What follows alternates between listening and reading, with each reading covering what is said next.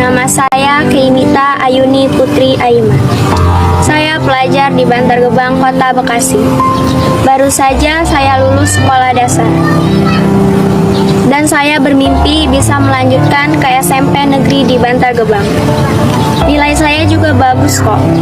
Hanya orang tua saya hanya jadi pemulung di sini. Dan apa yang aku alami sekarang, aku gagal masuk sekolah negeri. Saya minta maaf ya Pak. Saya minta maaf ya Bu. Saya nggak bisa masuk sekolah negeri. Tadi malam saya di Depok bertemu dengan seorang anak yang tidak bisa sekolah karena dia tinggal di bibinya, sekolah SD, dia sudah 7 tahun, karena tinggal di bibinya dan dia diterlarang tuanya. Tidak bisa sekolah karena namanya tidak bisa tercantum di KK bibinya.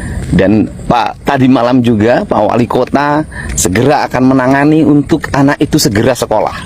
Hari ini saya juga mendapat berita lagi di Bantar Gebang, Kota Bekasi, seorang anak gagal diterima di SMP negeri. Nah, saya tidak tahu faktor penyebabnya apa, tetapi bagi saya pendidikan dasar 9 tahun adalah sebuah kewajiban negara.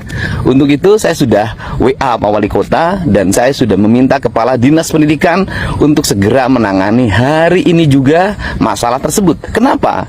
Mahkamah Konstitusi sudah memutuskan bahwa mereka wajib sekolah tanpa biaya dan pemerintah harus menanganinya secara tuntas. Terima kasih atas semuanya. Semoga seluruh saran dan kritik untuk pendidikan bisa menyelamatkan anak-anak kita dari putus sekolah.